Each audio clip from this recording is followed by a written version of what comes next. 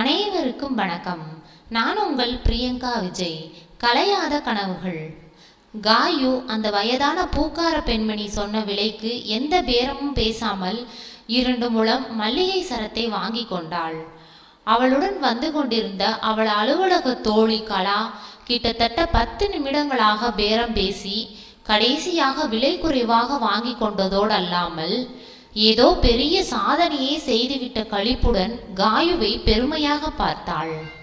பாத்தியா காயு, காயத்ரியை காயு என்றுதான் செல்லமாக அழைப்பார்கள். நீ வாங்கினதை விட 10 ரூபாய் குறைச்சு வாங்கினேன். சொன்ன விலைக்கே வாங்க நான் ஏமாளி இல்லை. ஆனா உன்னை ஏமாத்துறது ரொம்ப சுலபம் என்று கலா சொல்ல காயுவிற்கு சுருக்கென்றது. இருப்பினும் அவள் சொல்வதும் உண்மைதானே. தான் ஏமாந்துதானே போயிருக்கிறோம் வாழ்க்கையில் என்ற எண்ணம் அவளை கோபப்படுத்தவில்லை. அந்த பூக்கார பெண்மணி அங்கிருந்து சென்ற பின்னர் காயு கேட்டாள், என்ன சொன்ன? நான் ஏமாளியா? நீ சொல்றதும் உண்மைதான் கலா. ஆனா ஏமாந்து போறதுக்கும் இறக்கப்படுறதுக்கும் வித்தியாசம் இருக்கு கலா. நீ என்ன சொல்ற? எனக்கு எதுவும் புரியலப்பா. அந்த பூக்கார அம்மாவை பாத்தியா? எவ்வளவு வயசானவங்க. ஆனா இந்த வயசான காலத்திலும் ஓய்வாக உட்கார முடியாம உழைச்சுதான் சாப்பிட்டு ஆகணுங்கிற நிலைமையில இருக்காங்க. அதுக்கு அவங்களோட உடல் ஒத்துழைக்கணுமே. அவங்களால எவ்வளவு தூரம் தெரு தெருவாக நடக்க முடியும்? எவ்வளவு பணம் சம்பாதித்திட முடியும்? ஏதோ கைக்கும் வாய்க்கும் எட்டின வரைதானே கிடைக்கும். அதுலேயும் நாம பேரம் பேசி அவங்களுக்கு வர்ற 10 ரூபாய் 20 ரூபாய் வருமானத்தையும் பறிக்கணுமா? நமக்கு பேரம் பேசினா ஒரு 10-20 ரூபாய் வேணா நமக்கு மிச்சமாகலாம். அது நமக்கு லாபம்தான். ஆனா அதே ரூபாய் அவங்களுக்கு எவ்வளவு நஷ்டமாகும். அதனாலதான் நான் வயசானவங்க கிட்ட மட்டும் எந்த பேரமும் பேசாம சொன்ன விலைக்கு வாங்குவேன். காயு நீண்டதொரு விளக்கம் சொல்ல கலா பெருமூச்சு விட்டாள். அம்மா தாயே, நான் தெரியாதனமா பேரம் பேசி வாங்கிட்டேன். நான் பண்ணது மகா தப்பு. அதுவும் எதிரில் பண்ணது மெகா தப்புன்னு புரிஞ்சு போயிடுச்சு. இனிமே வயசானவங்க கிட்ட வாங்கினா நானும் உன் வழியை ஃபாலோ பண்றேன்.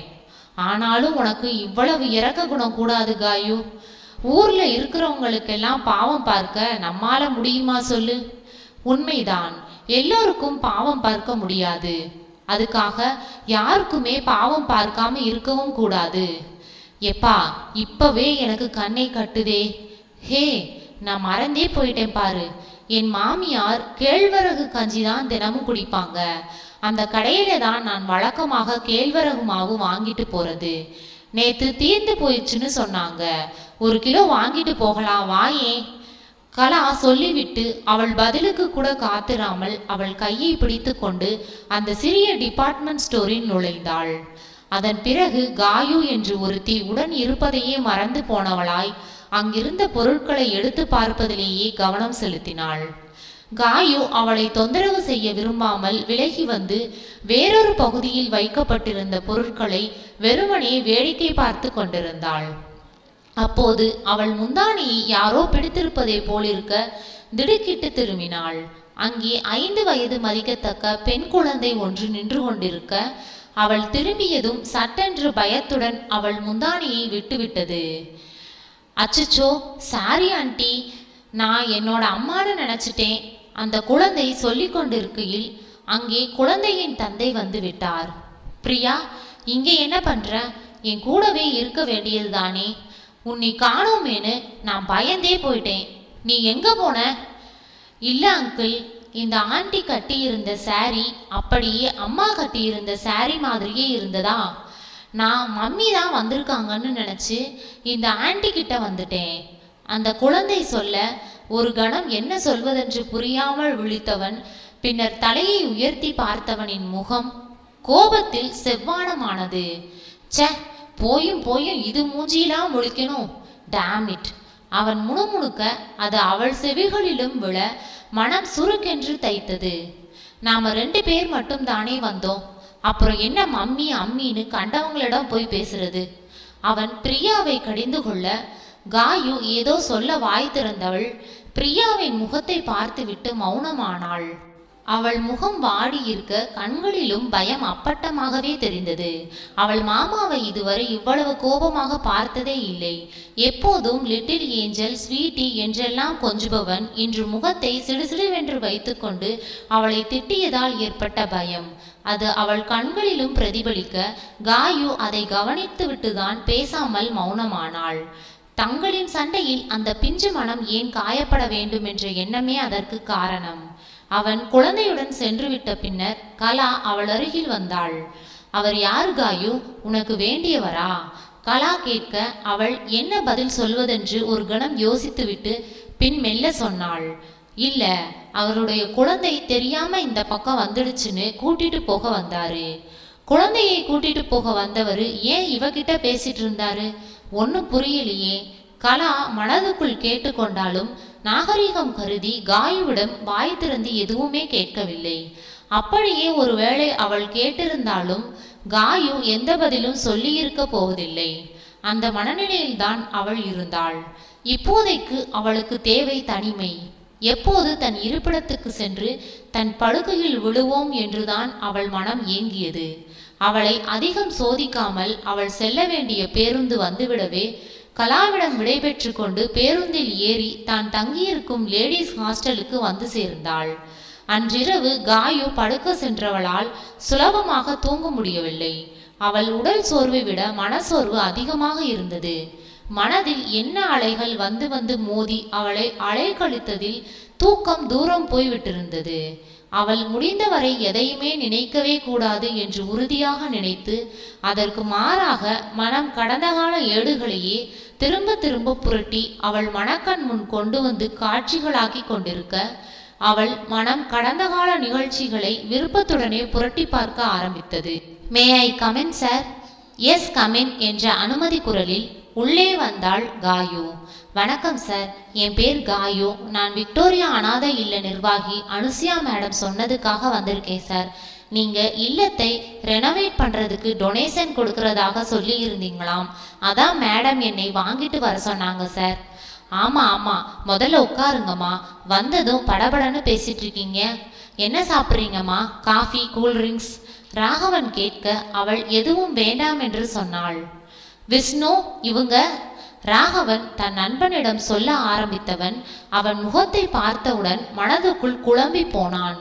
என்ன இது, இவன் வச்சக்கண் வாங்காம இந்த பொண்ணை இப்படி பார்க்கறானே, இது இவனோட குணம் கிடையாதே, இது என்ன புது மாதிரியான பழக்கம்? ராகவன் யோசனையுடன் தன் நண்பனின் முகத்தையே பார்க்க விஷ்ணு அதை கூட உணராமல் காயுவின் முகத்தையே பார்க்க அப்போதுதான் அவனை கவனித்தாள் காயு. அவனுடைய கூர்மையான பார்வை அவளை சங்கடப்படுத்தியது, கோபமாகவும் வந்தது. அவளுக்கு அங்கிருந்து சீக்கிரமாக வெளியேறி போனால் போதும் என்றிருந்தது. சார், நான் ஆபீஸுக்கு போகணும், லேட் ஆகுது. நீங்க? காயு பாதியிலேயே நிறுத்தினாள். விக்டோரியா அனாதை இல்லம் பணக்காரர்கள் தரும் டொனேஷன் பணத்தில் தான் நடந்து கொண்டிருக்கிறது. அந்த இடத்திற்கு அவ்வப்போது பணம் தரும் பணக்காரர்களில் ராகவனும் ஒருவன். அவனிடம் கொடுக்கும் பணத்தை சீக்கிரமாக கொடு என்று கேட்க காயுவிற்கு சற்று தயக்கமாக இருந்தது. அவள் சொல்வதை தவறாக எடுத்துக்கொண்டு பணம் கொடுப்பதையே நிறுத்திவிட்டால் பின்னர் இல்லத்தை நடத்துவதில் பெரும் சிரமம் ஏற்படும் என்று பயந்தாள். அதே சமயம் விஷ்ணுவின் துளைக்கும் பார்வையை சகித்து கொண்டு எவ்வளவு நேரம்தான் அமர்ந்திருப்பது என்றும் எரிச்சல் பட்டாள். அதை அவள் கண்களில் காட்ட அப்போதுதான் அவள் பார்வையில் தெரிந்த கோபத்தையும் எரிச்சலையும் கவனித்த விஷ்ணுவர்தன் சட்டென்று அவள் மேலிருந்த தன் பார்வையை விலக்கி கொண்டான். இருப்பினும் அவன் மனதை அவன் கண்களை கேட்பதாக இல்லை. மீண்டும் மீண்டும் அவள் பக்கமே செல்லும் தன் பார்வையை கட்டுப்படுத்த அவன் பெரும்பாடு பட வேண்டியிருந்தது. ராகவன் எழுதி கொடுத்த செக்கை வாங்கி கொண்டு அவள் நன்றி சொல்லிவிட்டு எழுந்து சென்றாள். ஹலோ, யார் சார் நீங்க? உங்களுக்கு யார் வேணும்? யாரையாவது பார்க்க வந்திருக்கீங்களா? ராகவன் சரமாரியாக கேள்விகள் கேட்க விஷ்ணுவர்தன் திகைத்தான். ராகவா, என்னடா ஆச்சு உனக்கு? என்னை போய் யாருன்னு கேட்குற? நான் உன் ஃப்ரெண்டு விஷ்ணுவர்தன். என்னையே ஞாபகம் இல்லாம அப்படி என்னடா உனக்கு பிரச்சனை? எனது? என் ஃப்ரெண்டு விஷ்ணுவர்தனா? யாரு, நீயா? இல்லவே இல்லை. என் ஃப்ரெண்டு விஷ்ணு எப்படிப்பட்ட ஆள் தெரியுமா? பணக்காரனா இருந்தாலும் செல்வாக்கு அந்தஸ்துன்னு உச்சாணி கொம்பில் இருந்தாலும் பொண்ணுங்க விஷயத்தில் ரொம்ப டீசென்ட், ரொம்ப நல்லவன். ஆனா நீ எப்படி? ஏன் நான் இப்போ மட்டும் பொண்ணுங்க விஷயத்தில் என்ன மிஸ்பிஹேவ் பண்ணிட்டேனாம்? அதான் பார்த்தேனே, அந்த பொண்ணு காயுவை நீ அடிச்ச சைட்டை. ஏதோ சொல்வாங்களே, பட்டிக்காட்டா மிட்டாய் கடையை முறைச்சு பார்க்கறதுன்னு. அப்படி இல்லை அந்த பொண்ணை அந்த முறை முறைச்ச. அவளும் உன் சைட்டுக்கு பயந்து பணமும் வேண்டாம் எதுவும் வேண்டாம், விட்டா போதும் ஓடிடலாம்ன்ற எண்ணத்துக்கே வந்துட்டா போல இருக்கிறது. அதான் அந்த ஓட்டம் ஓடினா பார்த்தல்ல. இதுல நீ என்னை மறந்துட்டியா, என்னை ஞாபகம் இல்லையான்னு உனக்கு என்ன பிரச்சனையலான்னு கேள்வி வேற. அதான் சொன்னேன் நீ என் ஃப்ரெண்டு விஷ்ணு இல்லேன்னு. என்னாச்சுடா உனக்கு?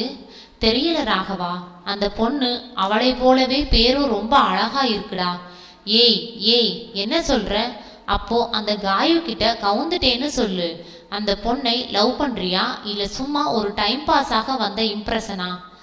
இதுக்கும் என்கிட்ட ஒரு தெளிவான பதில் இல்லை ராகவா.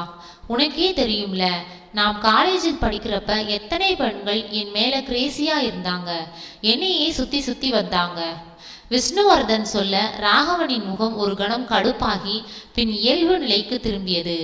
அவன் சொல்வதெல்லாம் உண்மைதானே? அவர்கள் கல்லூரியில் படிக்கும்போது உடன் படிக்கும் மாணவிகளில் சிலர் விஷ்ணு மேல் ஈடுபாடு கொண்டிருந்தார்கள்.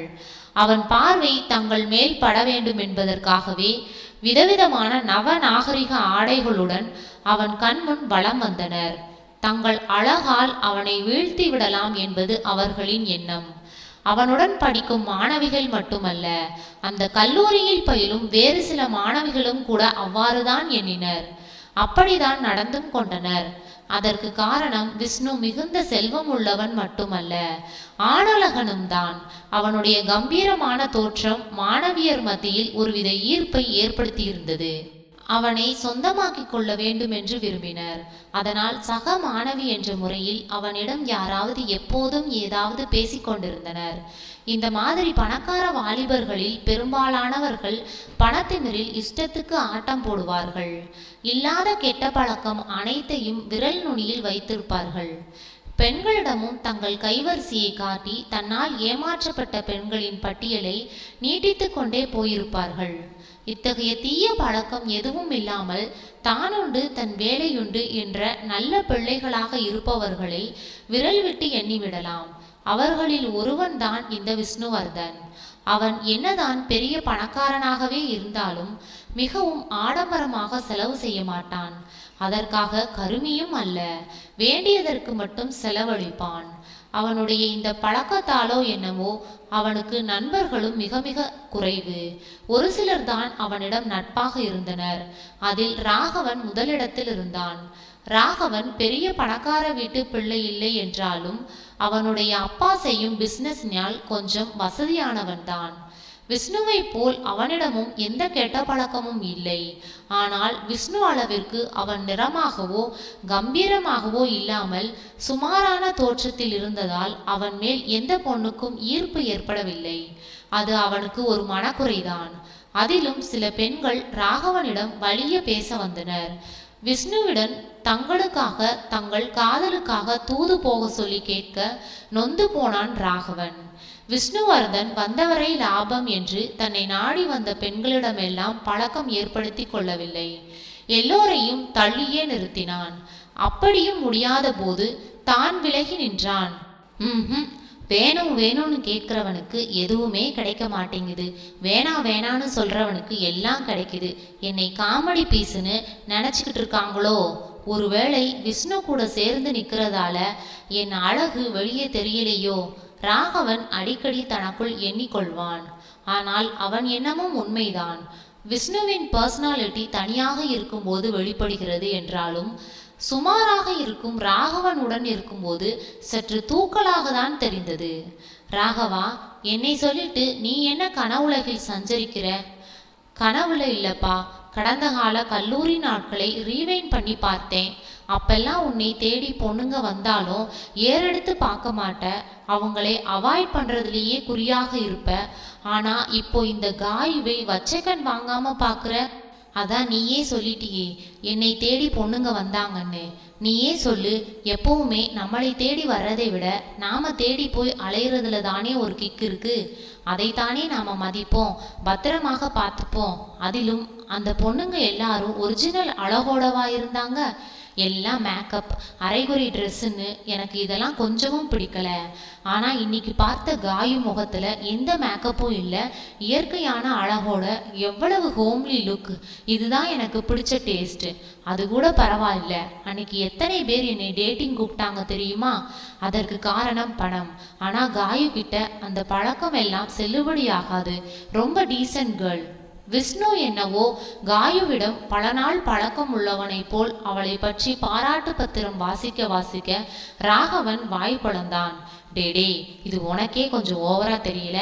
அந்த பொண்ணை இப்பதான் முதல் தடவையாக பார்க்குற. அவகிட்ட ஒரு வார்த்தை கூட பேசல. அப்படி இருந்தும் அவளை பத்தி புட்டு புட்டு வைக்கிற.